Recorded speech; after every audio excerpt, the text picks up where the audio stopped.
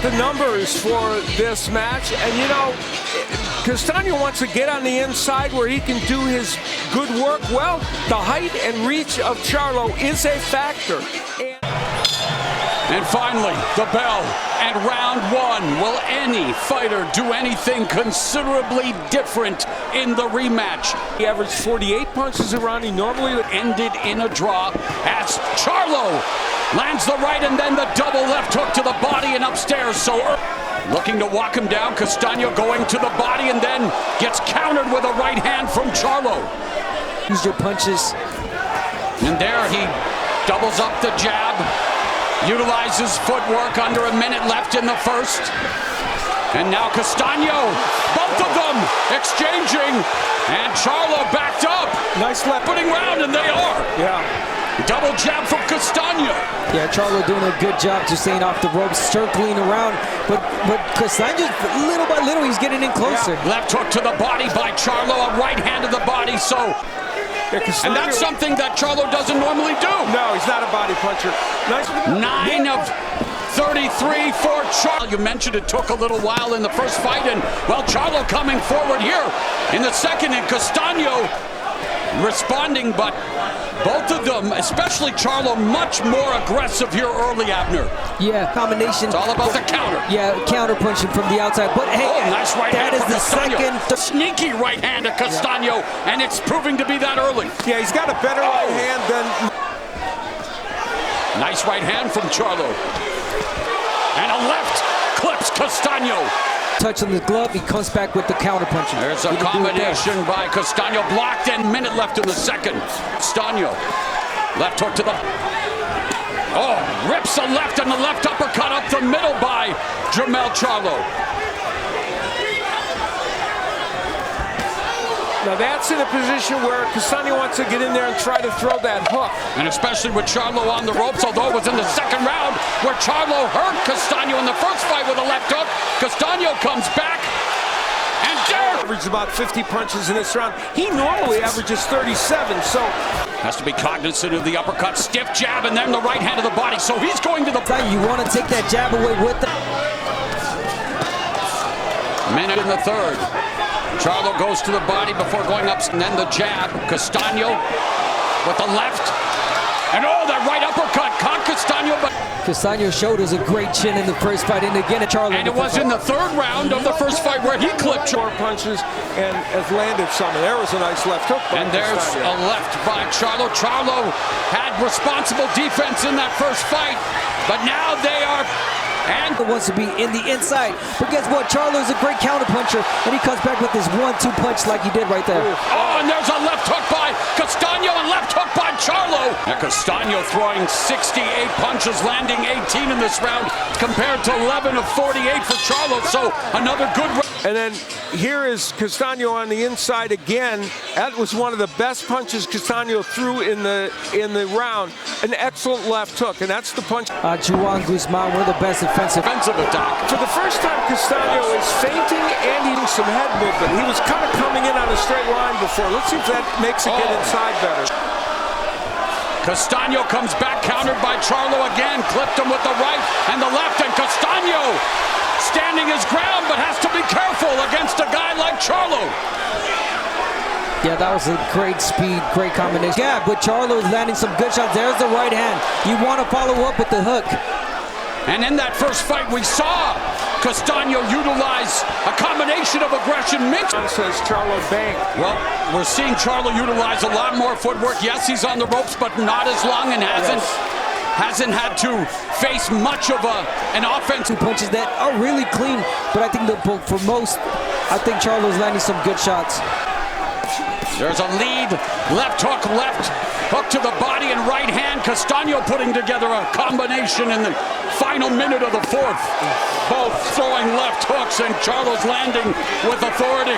And what an exchange here in the fourth in the center of the ring. What they needed to do for this fight. Yeah, it's just a question of who's doing it better and who's doing more. There's just stuck. Charlo lands a left upstairs. There's a right uppercut by Charlo, trying to avoid these shots on the ropes.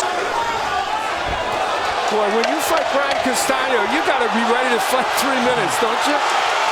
Great exchange. Oh, big right hand by Castano.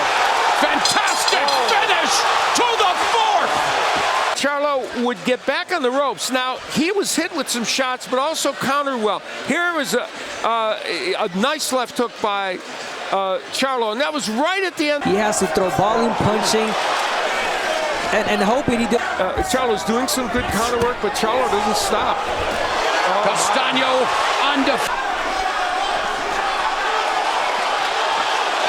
And Charlo with the combination. Castano going to the body before going upstairs.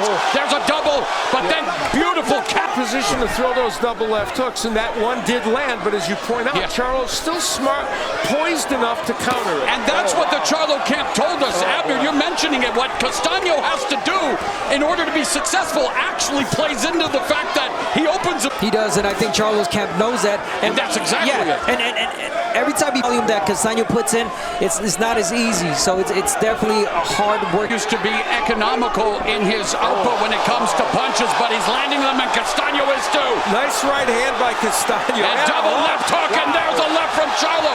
Incredible two-way action.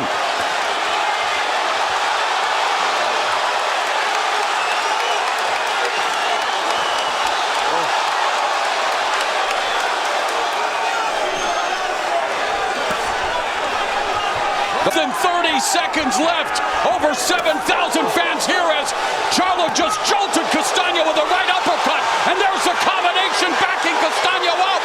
15 seconds left in the fifth.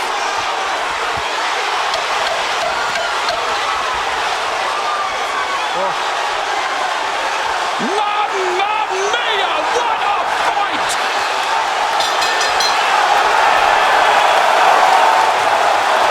In which Castano did extremely well, it was Charlo whose power came to the fore. Nice right hand. That sent Castano back, and for about a 35 one Godfather. Thank you. Really beautiful when he heard Castano. Well, he got a good shot in. He did that from him when they're up in the closest distance. Castano leading with the right hand, but gets countered by the right from Charlo. There's again the lead right by Castano. And that is the part of Castano's game that's a little underrated, but he can get it in there. We say they're both. See an edge to Castano, and of course the jab edge will go counteracts that a little bit. Charlo trying to utilize his footwork. Castano not going anywhere, doing a good job trying to keep Charlo corralled. There's a jab from Castano that lands, countered by Charlo. Charlo utilizing his upper body movement, but getting tagged more often. The jab, you got to be effective with the jab, constant with it. Then again, Castano comes with the right hand. And there's that big right hand on cue, Abner. And there's a right uppercut by Charlo. You want to work inside punches. And the 10 from Castano. Castano is putting together combinations, going to the body. Charlo digging with the uppercut. This is the Brian Castano that's a hard guy to deal with. Constant pressure. Jermell Charlo, but it's for all the marbles. It's to become undisputed. Right hand lands for Jermell Charlo. Left hook, left uppercut on the inside. Left hook by Castano. As we reach the midpoint of this historic night in Carson, California. And the right is becoming the dominant weapon for Castano, which is not the norm in his attack. As for Charlo, continued to do the good work, using the jab to set up the straight right hand. Although the next three to Castano, it seems like Castano gets the edge. For what it's worth, after 6 rounds in the first fight, the fight was even. After 6 rounds here, I have it even. Castano has been doing well. What would you like to see him do? Touching him with that right hand. Take the jab away with that right hand. And because Charlo's not throwing it as much because he's scared of getting hit with the right hand. Oh, he just got that left hook. Back Castano up. He needs to make sure as the edge more here in the rematch. And now Charlo trying to come back. But with Castano, he's always under pressure. Good number for him. He wants to continue doing that. Even when it misses like that, it helps. Hoping again to land a counter. Jab to the body, but was blocked. And there, three punctuated by the left uppercut. And there's a combination by Castano. And again, it's Charlo picking his spot in the high of the hurricane, landing the counter shot, just missing with the left as we go to round number 8. The aggression from Castano by doing that. Now, in terms of upping his rate, not so much. Yeah. Oh, except for that right hand. Again, the scores. He timed it. Timed it well, yes. Timed. And Charlo, Castano, the right hand. You do it again, it's right there. Jab that split the guard, three-punch combination. Charlo ratcheting up his offense off the ropes, now leading with the right and the left, and he's now Meanwhile, Castano has Charlo corralled in the corner. Charlo doing a much better job in these last couple of rounds. Official scorecard of Steve Farhood. Right hand again from Castano, left hook, and the left hook from Charlo. And the high guard of Castano nullifying. Coming right back on time with the 1, 2, 3 and moving, not staying on the ropes. Final minute of the 8th. Castano has Charlo on the ropes, Charlo on the back foot. Again, sticks the jab, side to side.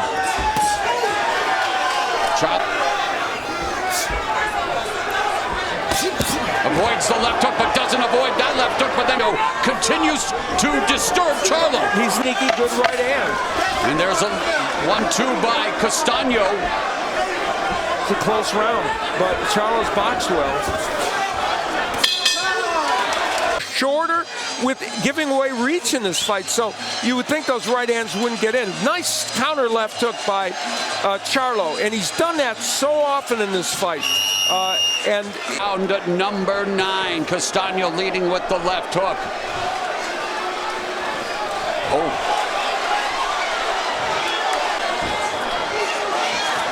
Wow! Nice counter off the throwing some heavy shots throughout this fight. And there's a nice Charlo. Yeah, Charlo has on the ropes, off the ropes.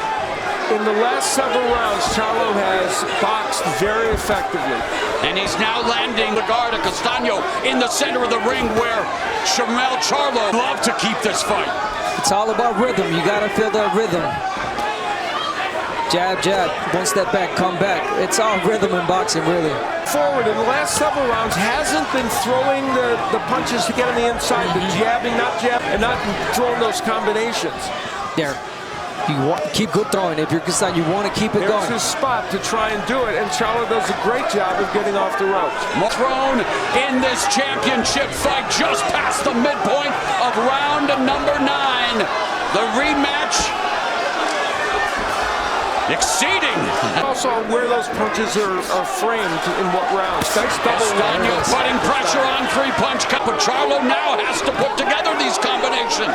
Has to up. Then wanted him to do at this stage of the fight the last time around, and he responded. Remember, he swept all 3 the final rounds on the judges' scorecards in their first fight. 30 seconds left in the 9th. Castano coming forward, clipped again with the left hook upstairs, and another double left hook, left uppercut by Castano. Yeah, there's no stopping it, Castano, and again taking these risks. No stopping Charlo either. And of course not. But Castano has to bring in the fight, but Charlo see a little bit more uppercuts in the inside from Charlo. We are definitely seeing more combinations from Charlo than we saw in the first fight, but Castano now going upstairs and landing. Castano had some good moments toward the end of the round. There's the little right hand that landed, though Charlo clipped. Coming up late in the rounds to try to steal them, and now starting aggressively in counter Charlo. Round number 10, and this was the round in the first fight where Jermell Charlo is a good finisher in 12-round fights. He was very good. Castano, he finished the Harrison fight well. He's come back in other fights when he fought John David Jackson. He's a good fighter in the scorecard suggests. Castano could have a problem here because Charlo is usually good in these later rounds. And again, the office, the work in the office, which is the gym. We're talking about the defensive side from Charlo. Combination by Castano and a counter. Joan Guzman, having Joan Guzman in his corner, you can sense, you know, he learned a lot from him. Using the whole ring, the jab. Steve Farhood unofficially feeling like Charlo. And Castano normally is good at cutting the ring off. Hasn't been able to do that as well against Charlo, especially in these last 3 or 4 rounds. Castano continues to put on the pressure. Work from Charlo. Yeah, I was going to say, really good resetting. footwork. And what is footwork? People say people think that it's just running around and that's footwork. No. Right hand from Castano. Nice right hand. Oh, and Charlo. At the right time, there it is. You put yourself in for the uppercut. Oh, that dropped Brian Castano. A delayed reaction.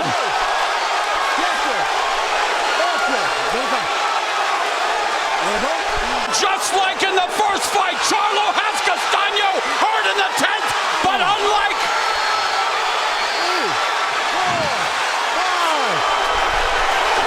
the first fight, Charlo. Brian Castano like a palm tree here in the Golden State as Charlo's career reaches a crushing crescendo. Yeah, for sure.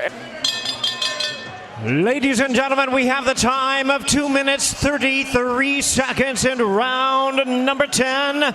He is the winner by way of knockout, and now the undisputed 154-pound champion of the world, Jermell Iron Man